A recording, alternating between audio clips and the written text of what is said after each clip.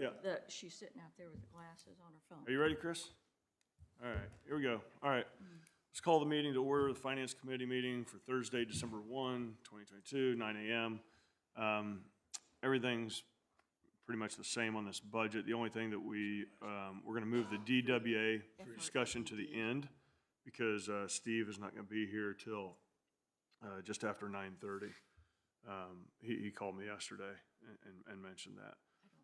So is what I want to do first is just kind of go through the third quarter budget to actual and maybe hear from. Give that to him so he can. And maybe, and you know, Jeremy, if we could, just kind of give us an overview of each department. If there's anything that you have that you think that, you know, needs to be addressed, or if there is anybody here that wants to address something. I will say this, I mean, you know, and just in the beginning, I really appreciate everything you're doing with the budget to actual. It really, I think it puts more light on the finances of the city, and it's clear that I think we're doing a pretty good job, actually, or you are doing a good job, and your departments are doing a good job of being conscientious about the budgets and knowing where we're coming in. You know, like in the one instance, I believe it was 47%. I may be wrong on that, but is that right? Or was it 47%? So, and this is really what we wanted all along, is just more clarity, more transparency, and then obviously I really like it. So, anyways, Jeremy, go ahead. Oh, you know what? I'm sorry. First of all, we have to do the approval of the minutes. And I think they're August. So move to approve. I'll second that. We're done. Aye. Aye. Okay, all done. All right. Good job. Sorry, Jeremy. Okay. Sure. Would you want to go on to the next one until everybody gets the? Nah. I'm good. I Yeah, mean, we're good. there's a couple questions that I have that I would like to maybe have in front of me, but it's no big deal. But Yeah, I'd same rather here, just hear from Jeremy. Yeah, go ahead. Yeah, I don't have a whole lot to add. We overall, holistically, we're doing really well as a total budget. We do have, as you can see, with a couple of the reds and yellows, we're getting either really close or under projected our spend in those items. Some of these things, I'll talk specifically to admin. The numbers here associated with salaries are, we've talked about a number of times because of the position changes. Since this report, there has been a movement of money from fire to admin. I think it still might be a little, I may have underprojected that. Cindy and I had a call on Tuesday and talked about the ordinance that you all approved, allowing her to adjust between funds to balance things out to close the year. We don't foresee any additional appropriations being necessary due to the fact that we're projecting to be well under budget from a total spend perspective in the general fund. Legal fees, we've talked about that a lot. Depending on how things shake out with the RDC, we did also talk through how we wanted to appropriate legal lines in the RDC budget. So we're going to establish an appropriation number for each TIF district and then apply the invoices as they come into those districts. So we've got to do some adjustment in that RDC budget to make all that work, and then Cindy has to set up those appropriation numbers, which I believe requires council. On that, Jeremy, I would encourage you or Joe Plankus to talk to Lori at the SBOA, because I think she has a lot more insight as to how that should actually happen. Okay. Because I think what we, and I don't want to really get into this necessarily, but the discussion that we had, I think there are some things that are not accurate from the last city council meeting, and I'm sure we'll address that at the next one. But I would have you guys talk to the SBOA individually and ask them the same questions that were asked at the city council meeting. We could do that, and I I don't have that information or contact information, but I'll get with Cindy Yeah. and perhaps we should. Because I've heard Collectively meet it with her. directly from them. I've heard it from them. What we did was incorrect in the city council meeting, and I don't think Manny's right. So I would encourage you guys to talk to them and get that figured out. Yeah, we will. Obviously, right now, we're up against a pretty tight timeline on the 22 Yeah, situation, but certainly can get everything adjusted appropriately for 23. okay, okay. So other than that, when we move down through here, nothing of major concern. Is the police insurance, is that the workers' comp piece? Yes. You know?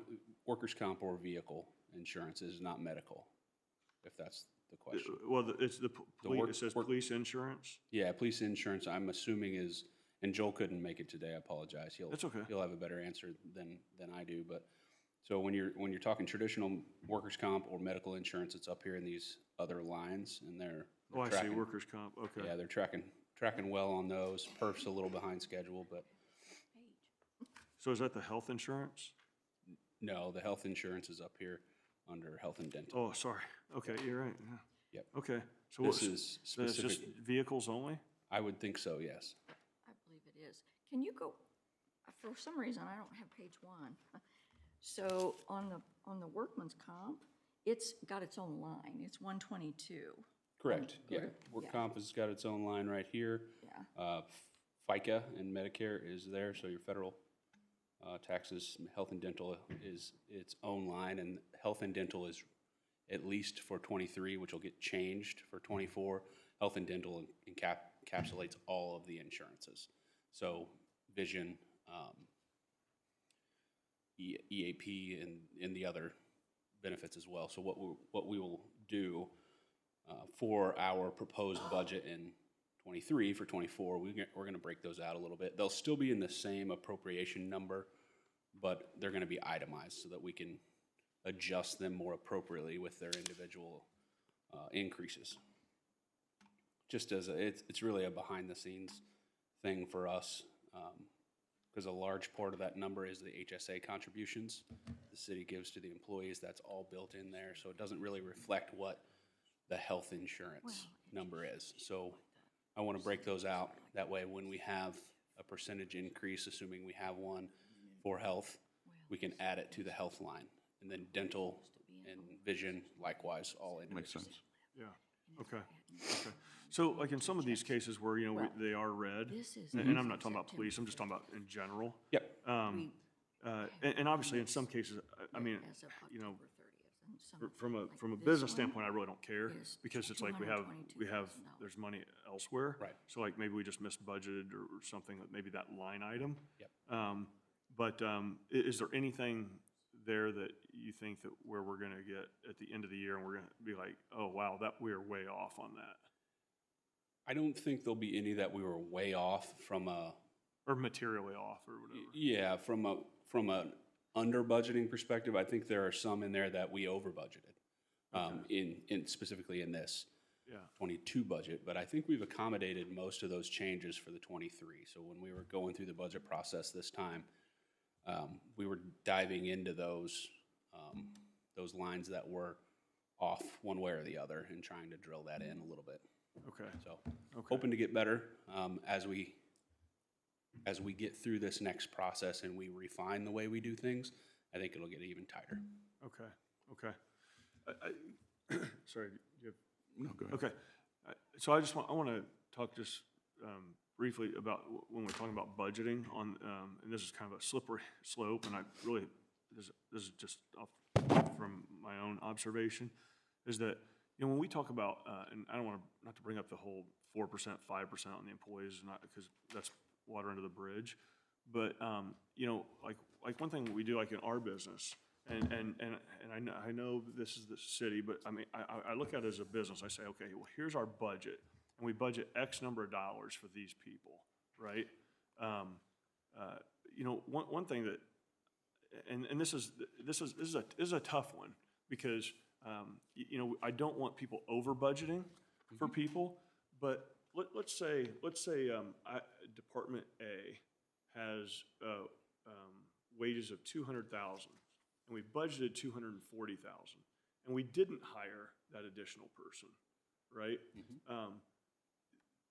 Personally, I would like to see, like, part of that, go back as, and I'm probably gonna catch it from all sides here, is into a bonus pool for those employees.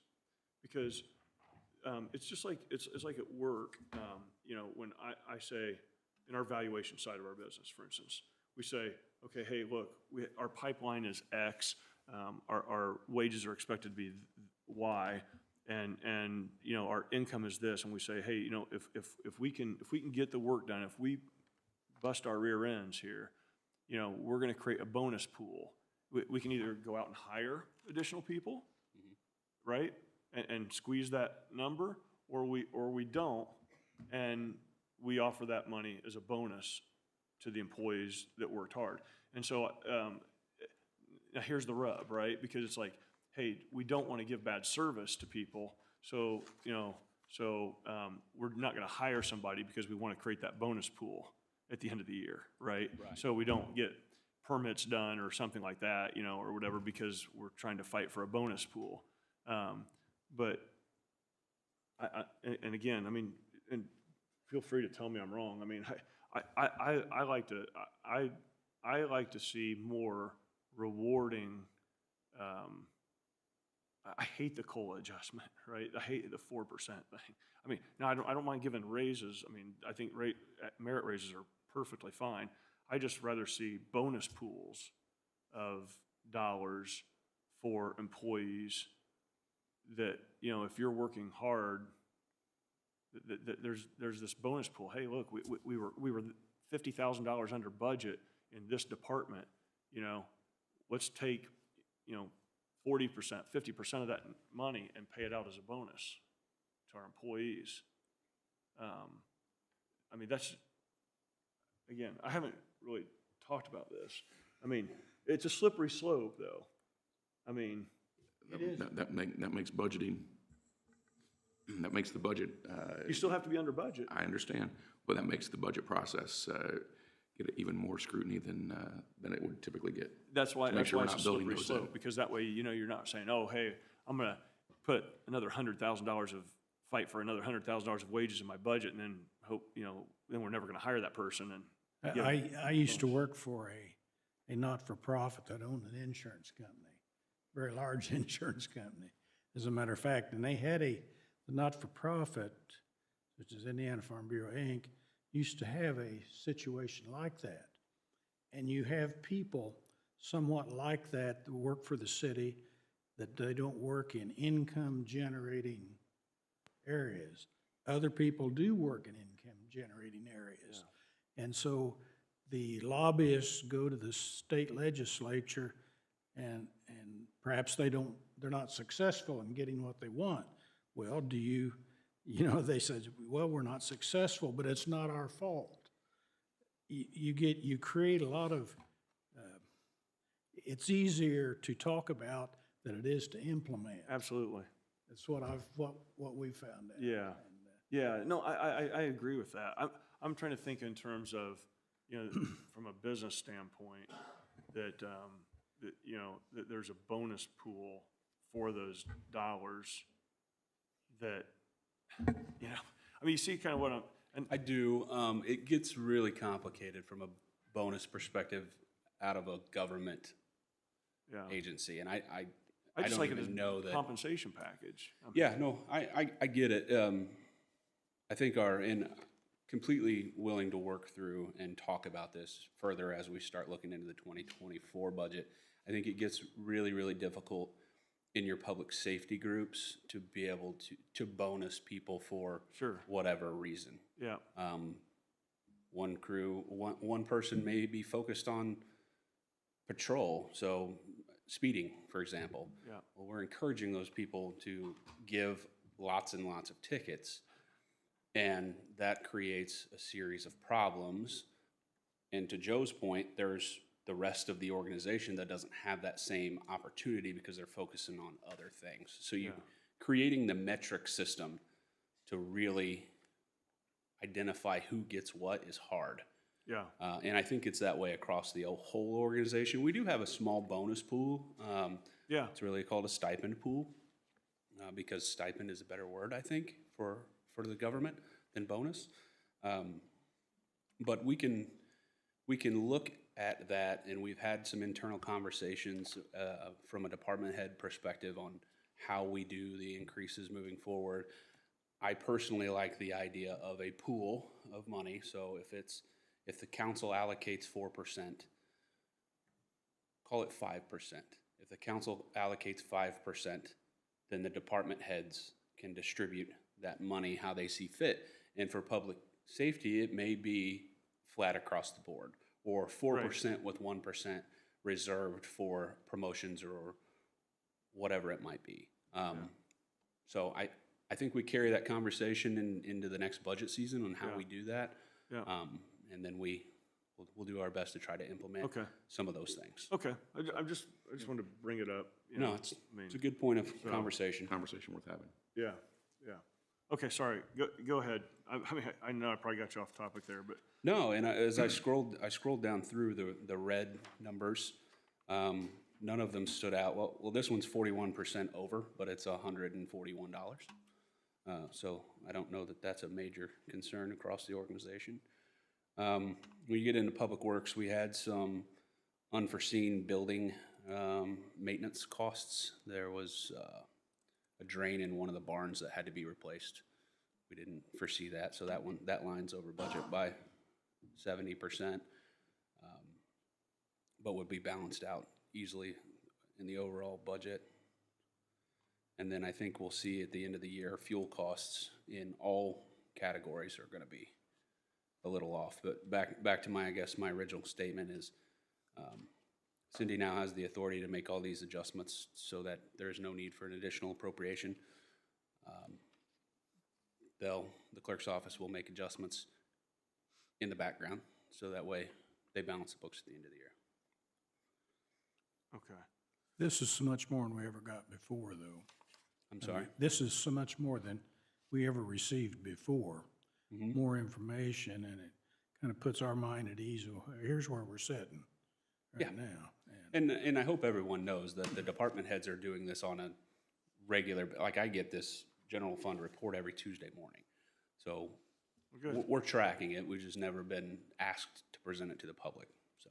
I was going to mention that, and again, not to sound like a broken record, but by far the best information that we have received.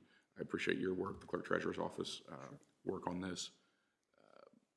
It's something that we can look at and actually, you know, get our hands around, and better yet, it's something that the taxpayer can take a quick look at and get their arms around very quickly. Yeah. So kudos to everyone involved to make this happen.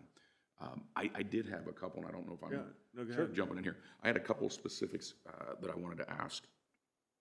And again, like I said, I don't want you to think I'm nitpicking.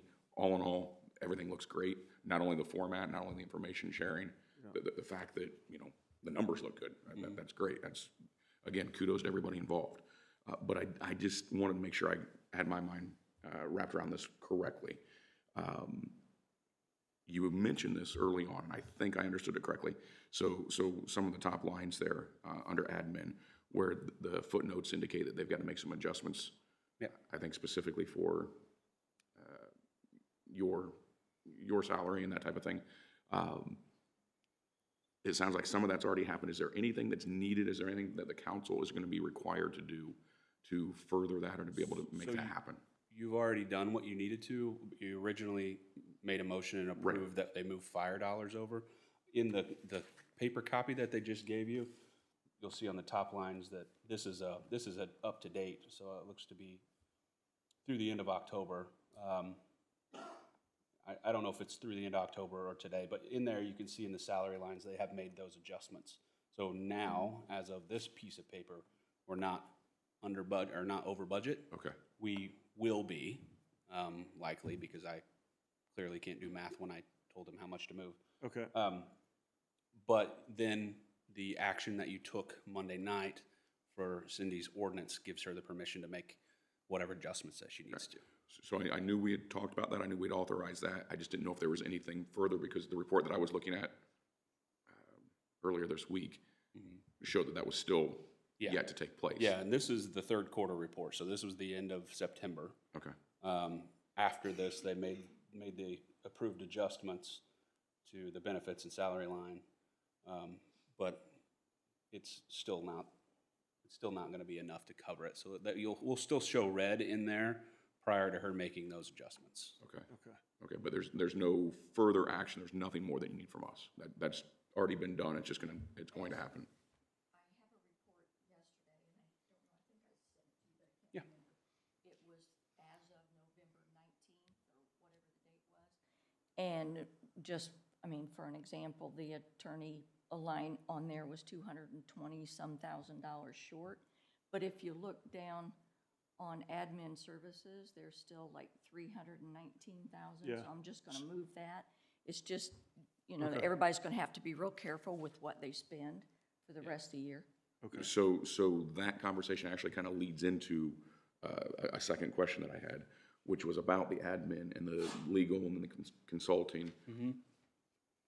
And again, what we have in front of us differs than from what we're seeing on the screen. More up-to-date. So my question was, what we're seeing on the screen here, that includes invoices through what date?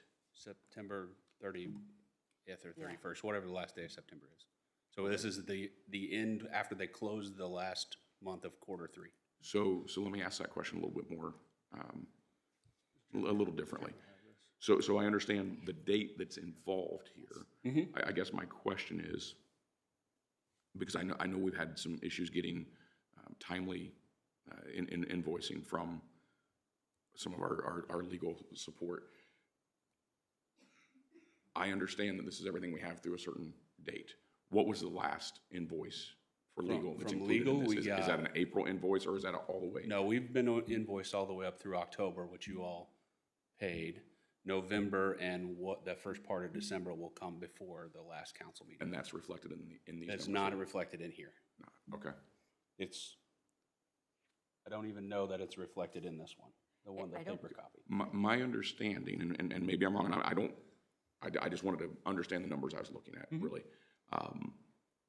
My understanding was that we've paid, I believe, through April, and I could be wrong on that. And I think 2 council meetings ago, that's where we had the conversation about the additional appropriation. So that's where I've got a lot of numbers floating around in my head, and I apologize. I wanted to make sure the numbers that we were looking at here, and again, I can't confuse it with what I'm looking at now because it is different, but what we're looking at here, did it include those latest volley of I invoices? believe this is just through April, Okay. or maybe it may not have been April. I think it So was the June. time frame is September, but that only includes in those dollars there. Correct. Invoices through April. Invoices that have been paid up to that date. That's what I thought. I just Yeah. wanted to make sure That's that my understanding of what I was looking at was correct. Correct. Okay. Thank you for that. And then the last question that I have here, and again, I'm not trying to be petty about this. I just wanted to make sure, again, I'm understanding it. I wrote it down as I was looking at it. I don't have it on the screen in front of me. Line 2278. The Excel sheet 2278. Yes, sir. That's really Just far down here. it's Grand Park Consulting. I think I know what that is, but if you can just give me a reminder on that, I'd appreciate it. And I know it says that it's been corrected. We'll have Matthew, if you can't hear him walking up here, address that. I'm trying to find it for you. There you go. Should be in that indoor budget, yeah. This dates back to the end of last year. After the budget was approved for '22, there was an adjustment in the LSG agreement to pick up additional scope. When that additional scope was picked up, we didn't change the budget for '22. So that $100,000 was basically that delta of that change. So I've right-sided that for '23. As soon as you started explaining it, I remember we had that conversation. I apologize. No problem, no problem. My memory just wasn't that good, so thank you. I No problem appreciate at it. all. Yep. Just, whoops, just clarify on the legal fees and admin. If you remember the council meeting before last, those weren't not approved. I understand. So we haven't paid anything since, Right. yes. Understand. Okay, just want to make sure. Right. Um, Those were on the docket for this Monday, weren't they? They weren't paid. They weren't paid. They were, yeah, those are the, So they they weren't weren't on paid. this. I don't think so. They weren't They weren't- paid in the They were first, not- They were not on the meeting. docket. No, they were not on this. okay. Two, So, two meetings ago. so Yeah. then we have that round of invoices plus Correct. another round that will hit the next council. And meeting. that's, yes, so Yeah. that's what I was trying to make sure, the numbers on here don't really look that bad. But they didn't match with what I had in mind. Yeah. So that's why I wanted the clarification. And Cindy talked a little bit about it, but assuming the adjustment is capable of being done from RDC back to the city, plus some adjustments out of these other service lines, I think that admin budget will balance. So there won't be a need for an additional appropriation there, and as I know it right now. And then she can adjust from one of the other lines to make them right. But we're clearly over budget. Say it again? We are clearly over budget and are going to be. But we can balance it out with Other areas. other spend that has been reserved. So question, so we were talking about the, and I know I had the insurance wrong, but can you give me an update on the, by the way, did you have any other questions? No, Joe? Okay. thank you. So, health insurance. Mm-hmm. What, We met with the AIM Insurance Trust, I think it's called. They provided us with some numbers. It's very intriguing. I think it's late, it was too late. We had to renew in order to be able to keep ourselves on track to have insurance January 1. By the time that they got us the numbers and things, it was a couple weeks. how much was the savings? I don't know off the top of my head, but there's a potential for a fair amount of savings there. Just an idea, Over $500,000. per year? Yeah. Okay. It's outside of that, there's a little more stability in that program, I believe, especially as other communities continue to buy into it. I think it's a really great option for our future. Yeah, okay. I mean, we just didn't want to go through the enrollment period to switch it over? Because from what I understand, it's still United Health, and actually the benefits are actually better to all the employees. From prescription drugs, there's specialty drugs, things like that. We were up against the deadline to renew our existing program before we got the information back from AIM. So we had to pull the trigger on the renewal, or we had a situation where we could have employees without coverage for a period of time. It is worth note too that our actual increase, when we started talking about it at 9, and then it got reduced, it ended up being about 1.6. Yeah. Ended up being how much? About 1.6% increase as opposed to the 9 that we originally talked about. Okay, and And we budgeted 6.5. I was gonna say, at the time of the budget, Right. we budgeted, I Right. thought it was 6 something, yeah. Yeah, it was originally 9, then it ratcheted down to 6. We made those adjustments in the budget. The budget got approved after that date. We were able to get it down even further. Okay. I'm curious, and I know this is not your thing. I mean, this is not, you didn't come up with the numbers. No. But No, how do we go from 9% to 1? And I'm not complaining about a 1% as opposed to a 9%, or 1% as opposed to a 6.5%. sure. But how are we that wildly, how is the variance that great? So our provider, NFP, was shopping things like our stop-loss coverage and other things while the whole process was going, right? And it's all happening really quickly there at the end, but we ended up switching stop-loss carriers, and it actually reduced our stop-loss costs, which is the reduction in the increase. So we're self-funded, right? City pays out of pocket for claims up to $85,000. And then that's our stop loss, right? So if it hits $85,000 claim, it goes to the insurance company and then they take it from there. We were kicking around the ideas of increasing our stop loss amount to $100,000. in order to minimize our increase. They went out to market for us to other providers and were able for us to keep our $85,000 stop loss coverage and ultimately reduce our total cost just because of the competitive nature of the market.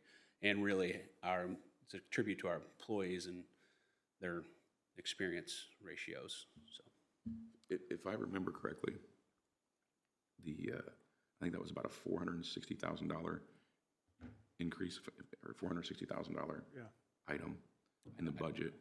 So we're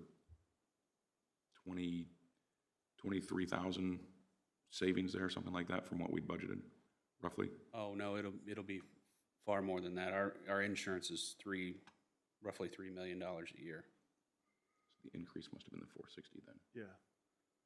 Yeah, I think the increase was that 460. Okay. So that was 6% there, so you can cut that down to 1%, but there'll be savings. Okay. We should easily underspend our approved budget. Yeah. Just a comment, and again, just to be fairly blunt about it, but look, if we're going to save $500,000, or let's say it's $1 million per year, and we know we're bidding out, the health insurance,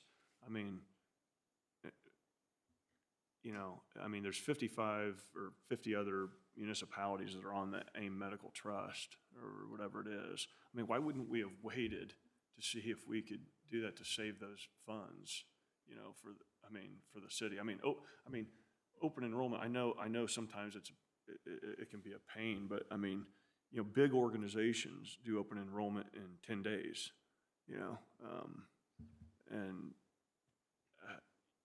for me, saving $500,000, At the time I had to pull the trigger in order to get our renewal done, our renewal deadline, and get through the process, we didn't know if we were saving $1 or $10 million. That was the problem. So I had to make a decision then without the information from AIM. So we had pulled the trigger, signed the contract, rolled that thing forward with the 1.5% increase because it was obviously a very good adjustment compared to the national average. I just had to make that decision, and I couldn't wait until AIM got back with us, to be quite honest with you. And then a few weeks after that, AIM got us numbers. If I would have waited till those numbers came, then we would have missed the deadline for renewal. We would have had no insurance come January 1. We had the risk of no insurance come January 1. I'm not making an excuse, but I had to make a decision, and it's the one I made. Moving forward, it sounds like it's going to be a pretty good, intriguing option that you're going to. Yeah, we're going to continue the conversation with them throughout the year. We're touching base again about mid-year so that they can update their numbers based on our experience ratios and things throughout the first half. And we'll talk about it then. That'll give us plenty of runway to figure out what we're going to do based on that data. Okay. You have anything else on that, Joe? Okay. Anything else on the budget, Jeremy? I don't have anything. I do want to give some accolades to our department heads. They've done an exceptional job of managing the resources. Totally agree. I agree 100%. Yeah, they really have. They've done a great job. Yeah. Okay, thanks, Jeremy. Yep. Okay, Steve, you're here, but you want to still go at the end? I just want, and this doesn't have to be a long discussion at all. On the DWA. He's like, I busted my tail to get here. It better be a long discussion. Yeah, okay. Because I did, if you weren't going to make it, I was just going to reiterate what we were talking about yesterday. But, I know this is, probably 6 months, 9 months in the making that, we've been talking about this. And obviously, I want to keep moving that ball forward, whether it be, in all fairness, whether we don't do something or whether we do something. I have no preconceptions of either one. I just want to know where we're at and what we're planning to do. So, yeah, how about it? Well, good morning. Steve Latour with the Downtown Westfield Association. So after a couple council meetings ago, I had an opportunity to sit down with Jeremy Lawler on November 10th. We spent about an hour talking about the DWA relationship from the leasing standpoint, and then also the relationship that we have with the city with the event items that we do. And through that conversation, we both agreed that there needed to be separate agreements for both things because they're trying to achieve different outcomes, and that we should start with the leasing agreements first. And what we both agreed, and please correct me if I missed something, but was that each of the properties that the city owns that have tenants in them are different. Some of them require different maintenance schedules. Some of them have different rental levels. And so we thought we would put together a universal agreement with information that would be specific for each of the properties. And so the plan is to work with Manny and to have an agreement that's sort of a universal management agreement that would be then specific for each property. And so then we would be that partner for the city and helping to manage those properties, but we will bring forward each agreement one at a time so that, who knows, maybe there'll be something in the future that someone else needs to manage and we'll manage these 2 or 3 over here. I'm not sure. But the thought being that that way we can address the 202 Penn Street building separately, the 1205 building separately, and I know there's been a lot of discussion about the cafe at Grand Junction Plaza and how we can help facilitate finding a vendor to fill that space. So the thought is that when we bring that agreement forward, we'll bring it as a draft in mid-December to you all, and you can provide feedback and initial insight to see if we're headed in the right direction or if maybe we're not the right fit. But the thought would be that we'll provide a couple different scenarios. One scenario could be that we'll have we'll say a 20% management fee. We'll also then keep some of the revenue in a fund to pay for future maintenance on a building, like a new roof or things of that nature.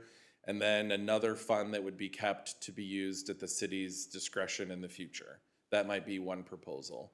Another proposal might be a combination of that with then those additional funds being used towards some of the downtown programming that we're doing now to pay for those things. So there's a couple combinations of that, but we figured once we talk through all of that, then the next step will be to present an agreement with DWA and like the farmers market things and stuff like that that we do. So the timeline right now is I had committed to Jeremy to have a draft to him by next Friday.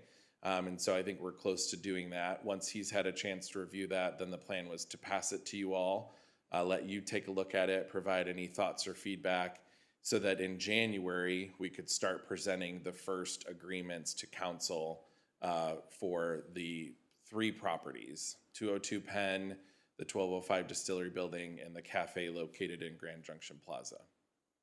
Once that's done, we would then move on to that other agreement. Just from a financial standpoint, you know, when is the skating rink supposed to, the temporary skating rink supposed to be put in? It will not go into service this year. We ordered the materials. It'll be deployed next year. Okay, so we're not doing it this winter. We're not having skating rink this winter. Okay. We budgeted that though, right? We did, and we ordered it. Like everything else, lead times are not great. Plus, we were balancing the value and the cost of a synthetic ice rink compared to a real ice rink. And we, after a lot of deliberation, decided that we are going to go with the synthetic route. So you don't have chillers and generators and all those other things. Functions just like a skating rink. We own it. We don't have to rent it or rent any equipment associated with it. And we can set it up in July if we wanted to. And you could go skate in July. So we got that done. I'm fairly confident that that has been ordered already. I don't know that it'll get here before the end of the year, but it'll probably be in one of those encumbered lines from the 22 budget, so that way we're not impacting the 23 spend. Okay. I was just thinking along the lines of moving this forward, you know, we really need to get this done because of the skating rink. If it's going in this year, I was thinking, man, we're gonna have this cafe sitting open now for over a year without anybody using it. Yeah. Now we definitely need to get the cafe portion addressed so that they can go out and be a little more competitive in recruiting someone in there that Okay, doesn't require our RFP process. okay. Oh, go ahead, Joe. One of the big things about this is that the money needs to be moved appropriately and reported appropriately so that the public doesn't have to guess what happened. I mean, it's been kind of behind the scenes before, and we don't need that.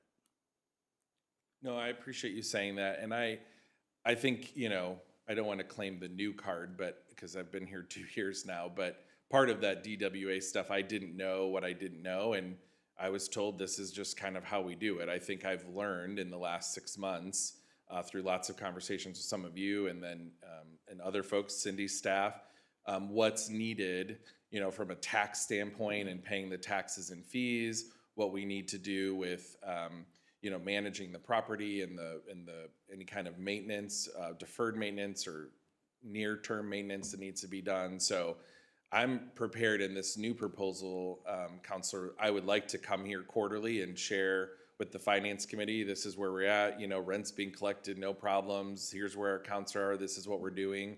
And then, you know, if once a year or twice a year in front of the entire council to be able to share, you know, here's where we're at.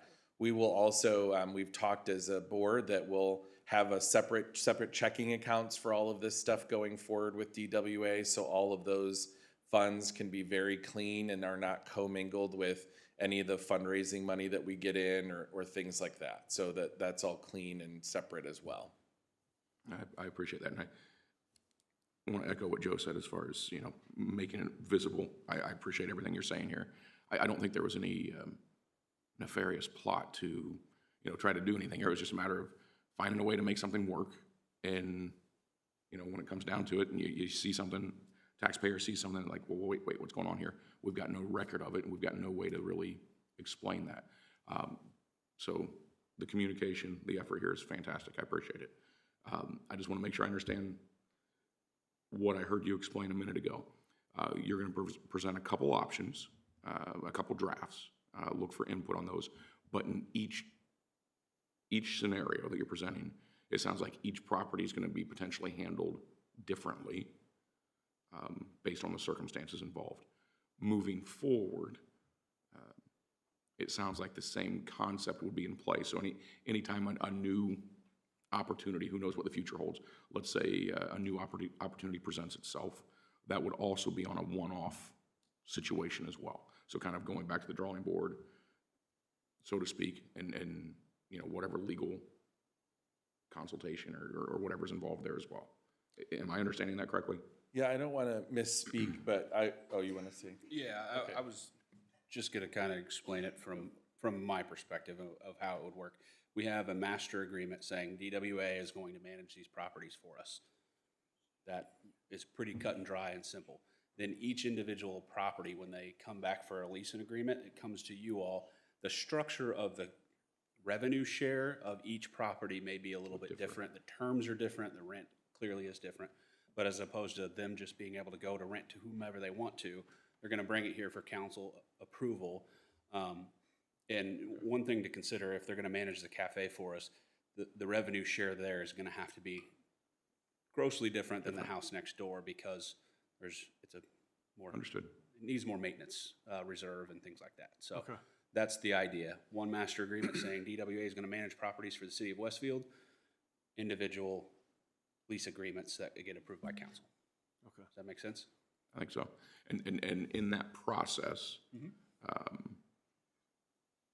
leases that are currently in place or agreements that are currently in place, we can do all of this without causing any unnecessary headache or complication to those tenants, correct? Yeah, all of them are aware that we're having these conversations now. We've informed them that there's a potential that there may be a different landlord for them in the future, or in a different agreement. We have 3 tenants, Paris Insurance here, 1205 Distillery, and Building Bridges in that building. They all understand that they may need to sign new agreements that coincide with whatever supersedes in the new master agreement. That doesn't create any issues for any of them, no heartache, nothing like that? No, they're comfortable doing that. Okay. Just one last thing, and it's kind of a little different, but several months ago, the DWA was going to present the amount of money they spent on this consulting thing for the downtown area.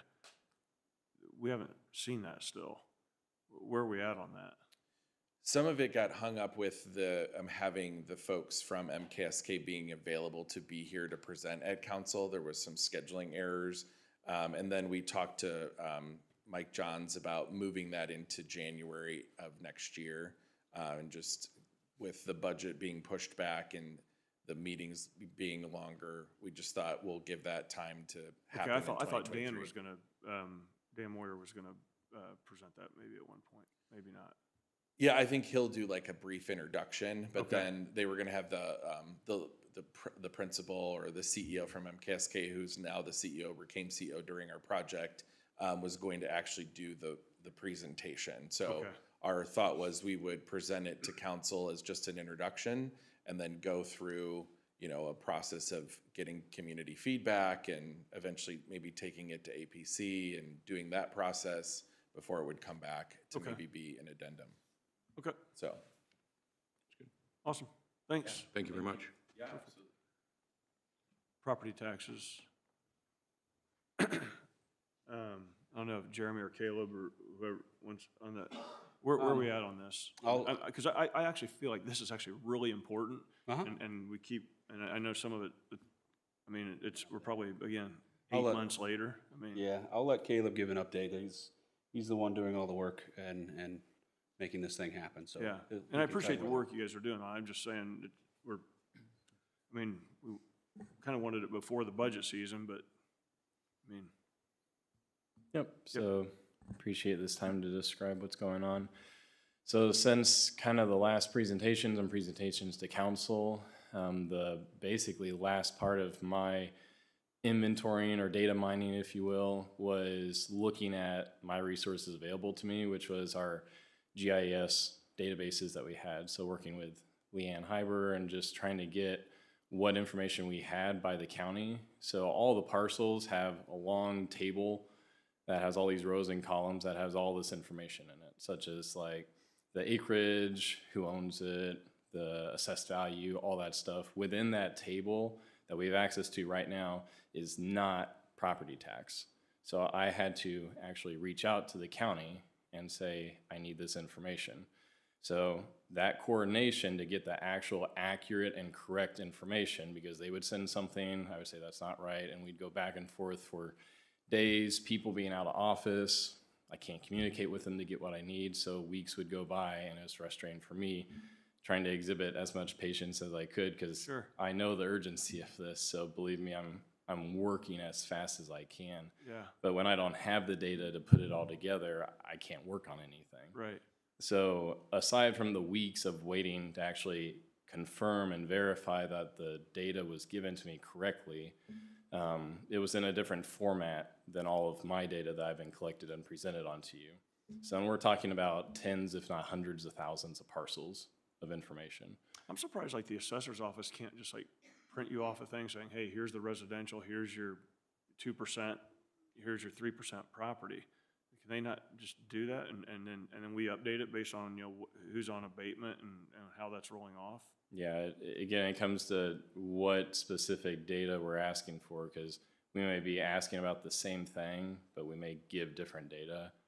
So if I ask for that, like all properties that we capture at 2% on, they may send that in a different format than what I'm looking for. So it comes down to just communication. So the way that I'm kind of organizing all of it is by those different categories that I presented in the past. Yep. It's just easier to digest than going into every single individual tax code individually to try and organize what's all in 1%, 2%, and 3%. Are we keeping this then on our own so that way we can update it without going to the assessor's office? I mean, that's an ongoing conversation. That's kind of outside of my role. Yeah, sure. Okay. Yeah, so the intention is to keep the database updated, but we'll always have to go to the county to get the The assessed assessment. values? Okay. I mean, and again, this is not on you, I'm just saying, I'm surprised that, I mean, this is 2022. I mean, that we can't, that they can't give us, information saying, hey, here's what your property taxes are in these, in 1%, 2%, 3% categories, or just freaking just a list and say, hey, this is what we have on abatement and here's the number. I mean, it just. I understand your surprise, and unfortunately, Yeah. it's a different line of government, and I have no control over it. Yeah, no, I know. Man, it's like we're working in DOS, I mean, Okay, thanks, Caleb. With that to say, I have all of it now. It's just trying to organize it so it's easy to digest. So it's presenting it in a presentation at this point. It's just getting all the numbers there so we can look at the screen and clearly see it. That's where it's at right now. Okay. So you'll be ready for our first December council meeting then? I'm not giving any promises, but I'm kidding. Ballpark, I mean, is that something you think you're a couple months out? Or? I was given at some point end of the year, so I like to stick to those type of deadlines. So that's my hope. I don't know if it'll happen or not. Okay. Yeah, it'll most, in full candor, it'll most likely be in January. I think this last December meeting plus the special meeting is gonna be pretty full to get through the end of the year stuff. But if we look at the agenda and it doesn't look like it's gonna be 3.5 hours long, then we'll give Caleb a half an hour, assuming he gets done. But he's still got a lot of. Yeah, I mean, I would keep it to, like five PowerPoint slides and just keep it really brief and an overview. But I do think whether it be this city council or future city councils, I think through the budget process, having that information is invaluable. It's incredibly valuable. No, I understand, and it's a great exercise, and he's spent the better part of a year doing it. He does have other duties as well. Yeah, but, sure. But yeah, the outcome is gonna be great, and it'll be easy-ish to manage moving forward. Awesome, thank you. Thank you for your work. Appreciate it. Okay, just the update on Grant Park RFP timeline. Again, limited discussion, but I mean, just if you want to share where we're at. Yeah, I can tell you kind of where we are. So the plan is now we have an upcoming meeting, internal staff meeting with internal staff. So the RFP committee and really Matt Trinian and Rachel that are going to come in and give us some insight into the operations and the needs from a capital perspective of the park itself. So that's coming up. Then we're going to follow that with interviews of all of the proposers. Then the group will whittle that down to the top 3 or 4, and then we very likely may enter into additional conversations with those top candidates with the hope of having a group identified by March, which would then start our real conversation associated with negotiation prior to a recommendation to council and the RDC. So, I'm sorry, I don't want to jump in. It sounds to me like, and I know you can't disclose anything, but it sounds to me like you've found some viable options. Is that a safe statement? There are some interesting proposals, yes. It's about all I can say. Yeah. Ultimately, you all get to decide. You all being the council and the RDC. What this group is going to do is evaluate them, decide if any are worthy of recommendation, and we'll make that recommendation for you all to decide on. And I'm just curious, you said you're going to interview all of the companies that submitted? Yeah, assuming they're still willing to. So it sounds like all of them are potentially viable options? We have to give fair and equal treatment to all of them because of the process. So legally, we have to do that. Some are much better than others, in my opinion, keeping in mind I'm not a voting member of the RFP committee. Okay. Is there, and again, I know there's a lot of work involved, and I don't want to sound disrespectful of the effort that anybody's putting into it. Is there a potential outcome where this drags along to springtime for the, March, I think you said, for significant negotiations to begin? That puts us potentially in, early summer before anything is resolved one way or the other. is there potential that we spend that time, that effort, those legal fees, and nothing happens? By nothing happens, you mean the recommendation coming to council is to do nothing? Yes. I would say that, yeah, that's a viable option. I don't think that's the direction it's heading, but that could be the outcome. The outcome could very well be, we're gonna keep it and we're gonna operate the way we have. Do we have, I'm trying to think how to say this. Do we have any estimation on what this process is gonna cost us? Not really. So they're not billing time this entire time. Kind of the lead times in between the meetings have been a scheduling exercise. So we're coming to a point in time where we're gonna have to set some dates, and if the entire group can be there, great, or if it needs to be a virtual meeting to accommodate the entire group, great. And if a member or two can't be there for one of the interviews, then we'll just have to go at it with who we have. It's just been really hard to align schedules. So we're averaging almost 2 months in between meetings by the time we can get everybody dialed in on the same time. I know, I mean, I try not to, but I can't help but see social media and recognize that in general, a lot of people are not patient by nature. Talk about road projects, this, that, and everything else. So you can see how impatient sometimes people are. The thought process, excuse me, the thought process of taking this into early summer, I just, and in my mind, what kind of immediately pops in mind is just an open bag of money that we're spending and may get nothing for at the end of the process. And that just is a significant concern for me. I don't know if there's a way to... The legal fees are a definite concern. Yeah, I don't know if there's a way to prevent that, if there's a way to at least know what a maximum potential cost on this is going to be. And again, if someone's paying us hundreds of millions of dollars and, you know, we're the ones, the city of Westfield's the one walking away with a bag full of cash at the end of the day, maybe it's all time well spent. But knowing that there's a process and potential process where we're just throwing good money after bad and we get nothing for our time, nothing for our effort, that's a big concern in my mind. And I'm voicing that. I don't want you to think I'm complaining or you know, frustrated with you. It's not your process. I get that. But that certainly is something that is a concern, and it's something that I think every taxpayer is going to be concerned about as well. I understand your concern for sure. I can tell you that the folks working on this team have seen the proposals, and I do not believe the likelihood that they will come out with a recommendation.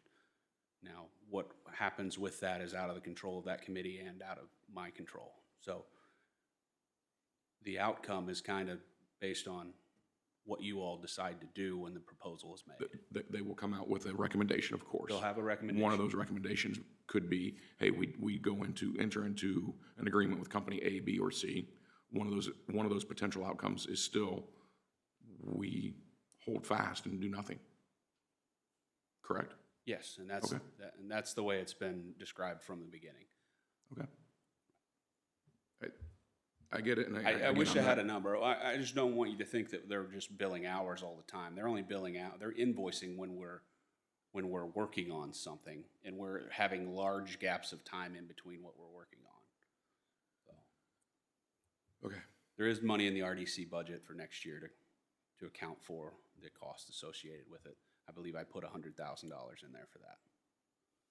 Do I think it's going to cost that much before we get into the transactional part of the deal? Like, we make a proposal, you say yes, and we go through real due diligence and that year-long process after you all approve or don't approve, that will be part of the deal. So I think the heavy lifting from a legal cost has already been accomplished. Now it's just making sure we're going through the process appropriately so we don't really do all this for nothing and it gets thrown out, right? There's legal requirements here.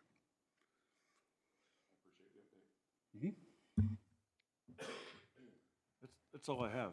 So, meeting's adjourned.